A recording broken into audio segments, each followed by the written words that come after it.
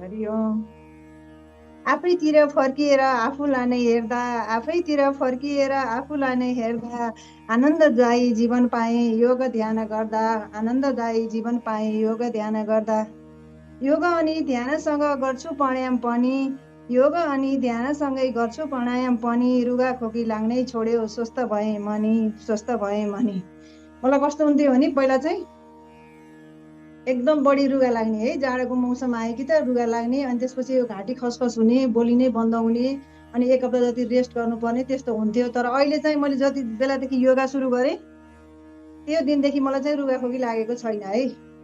घुँडा दुख्थ्यो, ढाडा दुख्थ्यो, ऐया ऐया गर्थेँ, घुँडा दुख्थ्यो, ढाडा दुख्थ्यो, ऐया ऐया गर्थेँ, कुनै गाह्रो काम देखे पर पर सर्थेँ, कुनै गाह्रो काम देखे पर पर सर्थेँ।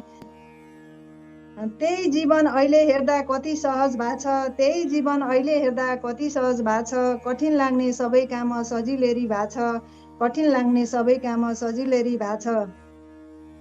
छिट्टै उठ्ने बानी बस्यो अल्छी थिएँ पहिल्यै, छिट्टै उठ्ने बानी बस्यो अल्छी थिएँ पहिल्यै, सबै काम समयमै हुन थाले अहिले, समयमै सबै काम समयमै हुन थाले अहिले।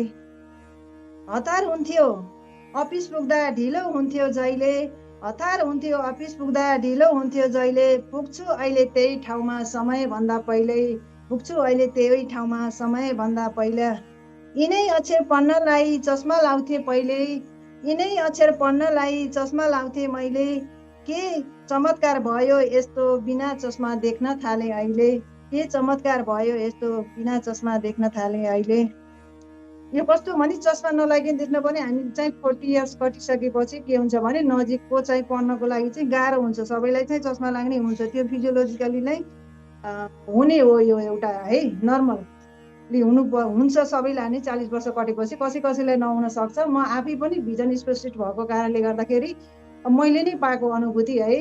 मैले नै अब पहिले चस्मा लगाएर पढ्ने गर्थेँ, चस्मा लगाएर कम्प्युटर हेर्थेँ, चस्मा लगाएर यही मोबाइल हेर्थेँ। अब हजुरहरूको नम्बर सेभ गर्नु पऱ्यो भने मलाई यस्तो स्क्रिनसट गरेर गर्नु पर्थ्यो भने अहिले चाहिँ मेरो आँखाले चाहिँ त्यो नजिकको कुरा देख्नलाई चाहिँ एकदमै इम्प्रुभ भएको छ है देख्नको लागि। अनि यो चाहिँ हजुरहरू कसैले पनि नोटिस गर्नु भएको छ होला, जो 40 इयर्स कट्नु भएको छ र पहिला चस्मा लगाउनु भएको छ, एकपटक चस्मा खोलेर हेर्नुभयो भने उहाँहरूमा पनि परिवर्तन आएको छ होला पक्कै पनि। अस्ति हजुरले एक दिन भन्नुभएको थियो यही उसमै के अरे सर्वाङ्ग उपचार गर्दा गर्दै हातको गाँठागुठी पनि हराउँछन् भनेर, त्यही बेला ठ्याक्कै हेरेको मेरो चाहिँ थिएन त्यो होइन। अनि अर्को चाहिँ मलाई एकदमै एलर्जी, कति वर्षौँदेखि एलर्जी भएको है, 3-4 वर्षसम्म त मलाई त्यो डर्मेटोग्राफिजम भन्छ, यस्तो छोयो भने यसरी छोयो भने जसरी स्क्रेच गर्यो त्यही अनुसारको त्यो डाब्राहरू आउने। म डक्टरकोमा जाँदाखेरि मैले आफ्नो नङले रोमा लेखेर गएको, अनि डाक्टर साहबले त्यो जति बेला पनि आउँदैन, कति बेला चाहिँ आउने 30 मिनट जति आउने, त्यसरी गाह्रो हुने, अनि छटपटी गऱ्यो भने त्यसपछि आफै छोड्ने, अथवा त्यो त्यो एलर्जीहरू खानुपर्ने। सेट्रेजिन त कति खाएँ होइन। अनि त्यो पनि मलाई अहिले यो मैले योगा सुरु गरेदेखि अचम्म भएको छ कि यो चाहिँ एलर्जी पनि सन्चो हुँदो रहेछ। मलाई कपडा चाहिँ एकदम सेलेक्टेड कपडा लाउनु पर्ने, जुन पाए त्यही कपडा लगाउन नहुने, खालि कटन प्योर कटन भन्यो, अलिकति एकदमै लुज कपडा लाउनु पर्ने, कुनै त्यस्तो टाइट कपडा लगायो भने पनि, अनि अलिक कुनै मिक्स खालको कपडा लगायो भने पनि चिलाउने, एकदम केहीले टच गर्न नहुने, कुनै रुखको पत्ताले टच गर्न नहुने त्यस्तो हुन्थ्यो। त्यो पनि बिना औषधि मैले डक्टरलाई अहिले यो 6 महिनाभित्र, म 6 महिना भयो जोइन भएको यसमा है, अनि 6 महिनाभित्र चाहिँ मलाई चाहिँ एलर्जीले पनि छोडेको, सबभन्दा खुसी त मलाई एलर्जीले छोडेर छु है। अर्को कुरा घुँडा कस्तो दुख्थ्यो भने मेरो, मलाई चाहिँ जाडोको मौसममा अब गफै गरे जस्तो हुन्छ, तर होइन यो एकदमै रियल हो, मलाई एकदमै गाह्रो हुन्थ्यो। म वासरुम गएर त्यो कमोडमा बस्दाखेरि लेफ्ट नी चाहिँ यस्तो तेर्सो पारेर बस्नु पर्थ्यो कि मलाई यसरी है। अहिले चाहिँ जति मैले त्यो उसलाई गरे पनि यसमा पेन भनेपछि, दुखाइ भनेपछि अलिकति पनि छैन यो नीमा। अनि ब्याक पेन त्यत्तिकै, एकछिन बस्न नसकिने, एकछिन उभिन नसकिने त्यस्तो ब्याक पेन हुन्थ्यो। त्यो ब्याक पेन पनि अहिले छैन, म जति बेर पनि बस्न सक्छु, अनि जति बेर 1 घन्टै उभिएर ध्यान पनि गर्न सक्छु। अनि पैताला पोल्ने, रातिमा सुतेपछि पैताला पोल्ने, त्यो पनि सन्चो भयो। एसिडिटी कटियो कति, अनि एसिडिटीको लागि मैले कुन डक्टरलाई देखाएन होइन, मैले काठमाडौँ नर्बिकमा देखाएन कि, टिचिङमा देखाएन कि, यहीँ उति देखाएन कि, गोरखपुरमा देखाएन कि है, जता पनि देखाएँ होइन।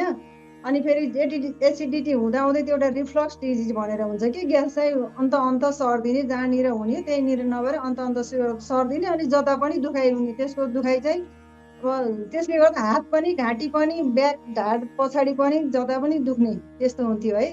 त्यसको लागि पनि मैले चाहिँ के अरे त्यो इटोप्राइड भन्ने अलिकति कडा औषधि खाएको थिएँ पहिला 1 महिना जति, अलि पहिल्यै हो। तर अहिले त्यो औषधिहरू पनि खानु पर्दैन, त्यो पनि ठिक भएको छ है। ग्यास्ट्रिकलाई कति राम्रो हुँदै रहेछ यो। त्यो चाहिँ मेन चाहिँ मलाई प्राणायाम र यो उसले के योगाले चाहिँ एकदम राम्रो गरेको छ। अनि रुगा लगाइराख्ने त प्राणायाम गर्नु, हजुरहरूले जति पनि प्राणायाम गर्नु टाइम निकालेर होइन। अनि अलिअलि रुगा लाग्न थाल्यो भने अब नमस्ते प्राणायाम गरिदिनुहोस्, दिनको 10 मिनट जति टाइम निकालेर। 10 मिनट त अहिले जसरी पनि पाउन सकिन्छ होइन। मैले चाहिँ त्यो गरेको है। आँखा म त यस्तो प्रब्लम थियो कि मेरो कम्प्युटर माउस प्याड राख्ने ठाउँमा एउटा 12 महिनाको क्यालेन्डर एउटैमा राखेर थियो। त मैले त्यो नम्बरहरू एउटा पनि देख्थिनँ कि 0000 हुन्थ्यो। एक दिन हेर्दा त मैले त्यहाँको 1 2 3 4 सबै लेखेको देखेँ। भनेपछि भिजन पनि इम्प्रुभ भएछ भनेर नोटिस गरेँ।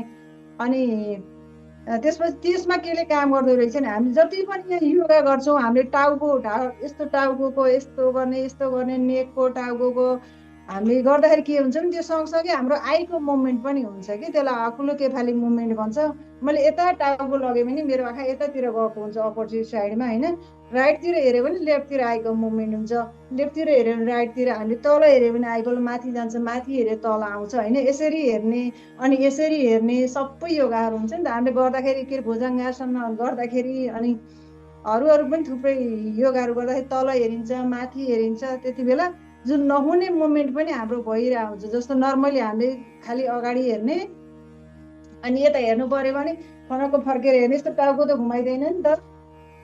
त्यो कारणले गर्दा हाम्रो आँखाको एक्सर्साइज पुगेको हुँदैन। यसले गर्दा त एकदमै एक्सर्साइज पुगेको छ। र मैले चाहिँ अलि हाम्रो उसलाई बिरामीहरूलाई थेरापी दिँदाखेरि एडिसनल यो पनि अहिले थपेर यस्तो पनि गर्नु भनेर चाहिँ सिकाइरहेको छ। कस्तो आउँछ रिजल्ट हेरौँ। बिस्तारै बुझ्न थालेको छु अध्यात्मको ज्ञान, बिस्तारै बुझ्न थालेको छु अध्यात्मको ज्ञान। स्वस्थ जीवनशैली हुन्छ सधैँ गरे योग प्राणायाम अनि ध्यान। स्वस्थ जीवनशैली हुन्छ सधैँ गरे योग प्राणायाम अनि ध्यान। आफू आफै सुधारिए त्यहीँ मिल्छ स्वर्ग, आफू आफै सुधारिए त्यहीँ मिल्छ स्वर्ग। कस्तो थिएँ कस्तो भएँ धन्य गुरुवर्ग, धन्य गुरुवर्ग। कस्तो थिएँ कस्तो भएँ धन्य गुरुवर्ग, धन्य गुरुवर्ग। हरि ओम।